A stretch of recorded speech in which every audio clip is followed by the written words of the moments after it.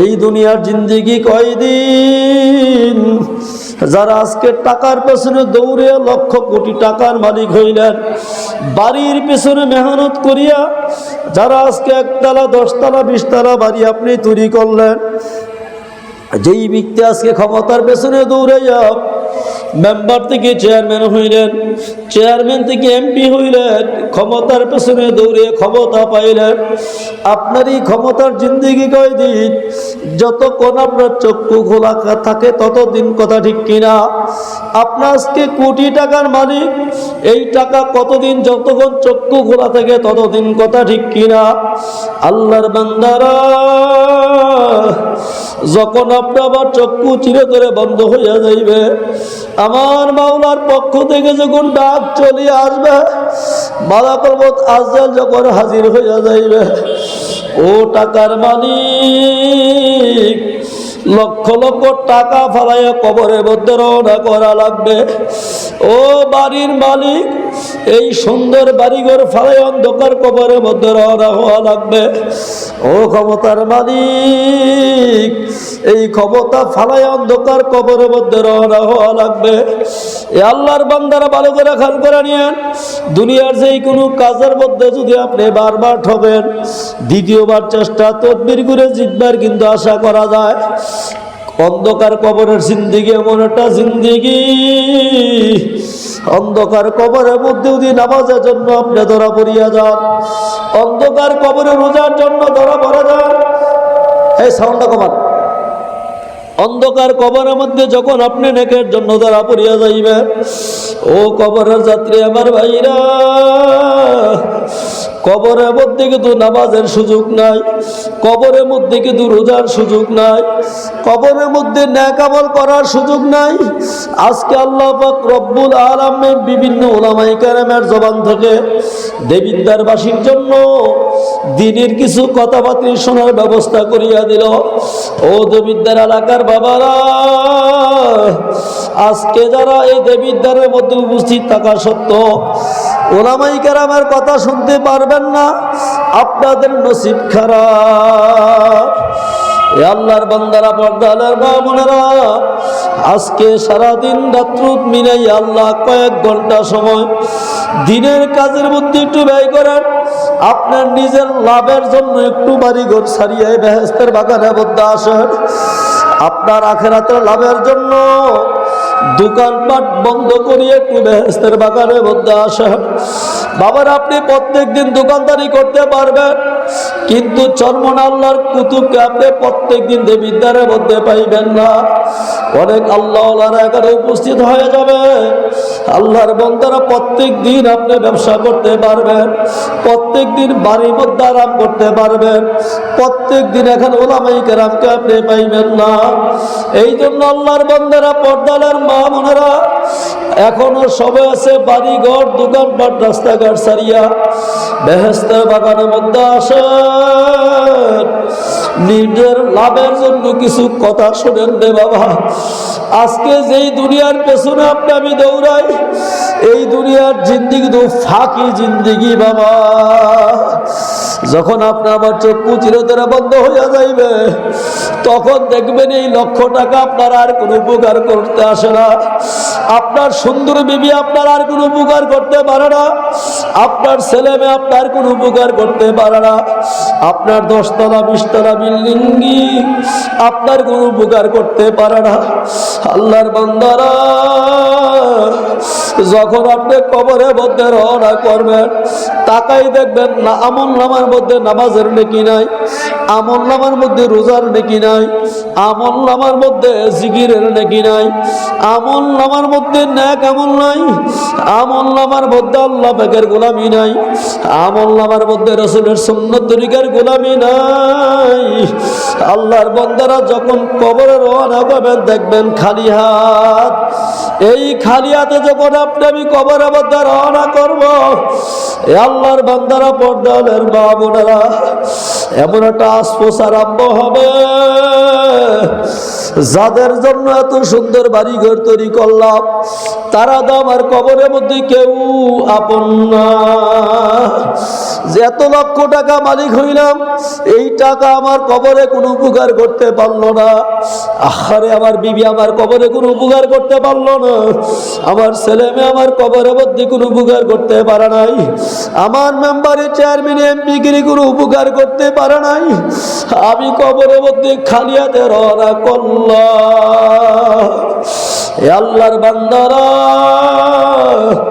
আল্লাহর হাবিবের স্পষ্ট হাদিস, আল কবরু রাউযাতুম মিন রিয়াদিল জান্নাহ। এই কবর কোন নেককার মুত্তাকি সালিহিন ব্যক্তির জন্য কবর জান্নাতের বাগান হইয়া যাইবে, আর কোন গুনাহগার ব্যক্তির জন্য এই কবর সম্পূর্ণ আগুনের কুয়া হইয়া যাইবে। আমার মাওলা বলে, বান্দা বান্দি, ইন্নাল ইনসানা লিরাব্বিহি লাকানুদ।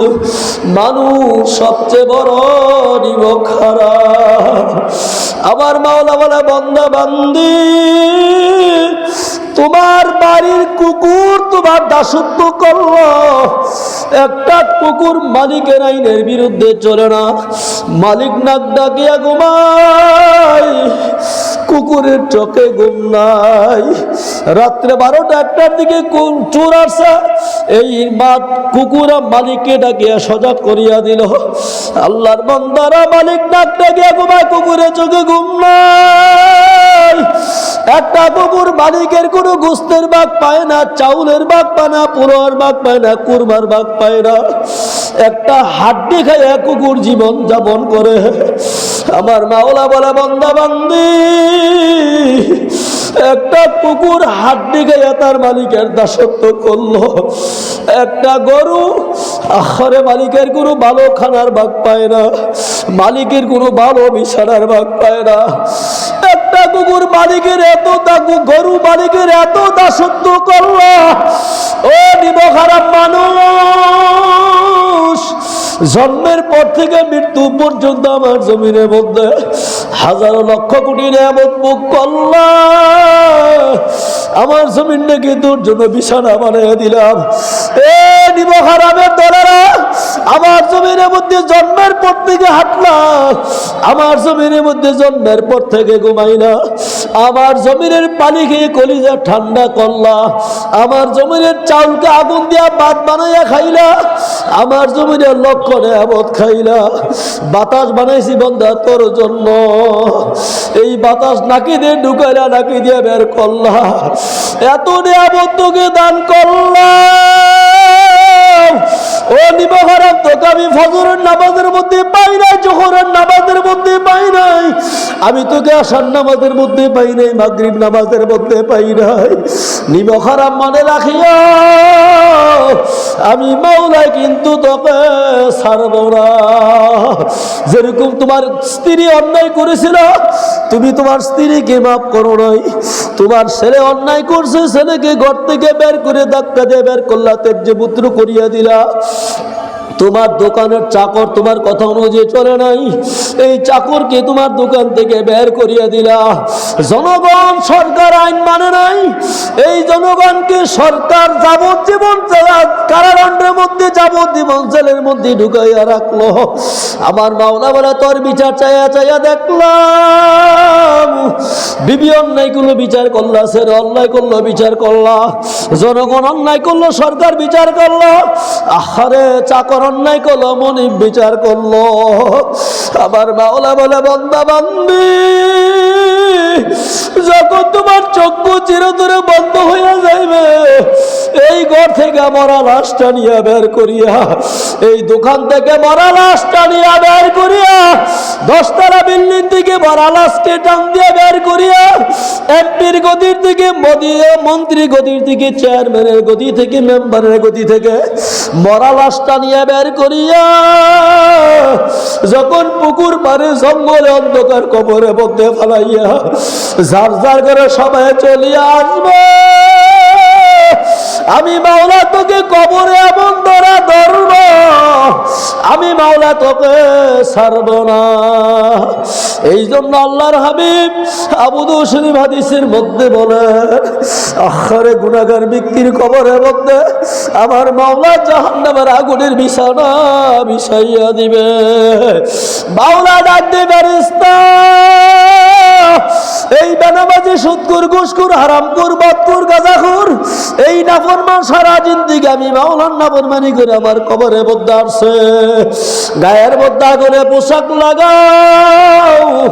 এই নাফরমান নারী 10 কাপড় দিয়ে পর্দা করে নাই, এই নাফরমান নারী 5 ওয়াক্ত নামাজের মধ্যে পাই নাই, এই নাফরমান নারী বেপরদা সারা জিন্দেগি কাটাইলো। এই নাফরমান নারীর গায়ের মধ্যে আগুনের পোশাক লাগাও। আল্লাহর হাবিব বলে, আমার উম্মতেরা গুনাহগার ব্যক্তির কবর আগুনের বিছানা, গায়ে আগুনের পোশাক, জাহান্নাম থেকে আগুনের দরজা খুলিয়ে দিবে। আল্লাহর বান্দারা আপনার কবরটা সম্পূর্ণ আগুনে কুয়া হয়ে যাবে, কিয়ামত পর্যন্ত আযাব আর বন্ধ হবে না। হে দেবিদ্বার এলাকার বাবারা, চরমনে আল্লাহর কুতুব আপনাদের জমিনের মধ্যে আসতেছে। যেই শায়েকের 1 ঘন্টা বয়ান শুনিয়া একটা মানুষের জিন্দেগি পরিবর্তন হয়ে গেছে, বহু বেনামাজি আল্লাহর ওলি বয়ান শুনিয়ে নামাজি হয়ে গেছে, বহু দাড়ি কামান না আল্লাহর ওলি বয়ান শুনিয়া দাড়ি রাখিয়া দিছে। এই জন্য বাবা, আল্লাহর কুতুব কিছুক্ষণের মধ্যে মা আমাদের এখানে হাজির হবে। আজকে দোকানপাট বাড়িঘর রাস্তাঘাট সব সারিয়া বেহেশতের বাগানের মধ্যে আসেন, আল্লাহ ওলিদের কথা শুনিয়া জীবনকে পরিবর্তন করিয়া আখিরাতের মধ্যে রওনা করেন। আল্লাহ পাক রব্বুল আলামিন যেই কথাগুলি বললাম, প্রত্যেকটি কথার উপর আপনাকে আমাকে আমল করার তৌফিক দান করে। সবাই বলেন আমিন। আসসালামু আলাইকুম ওয়া রাহমাতুল্লাহ।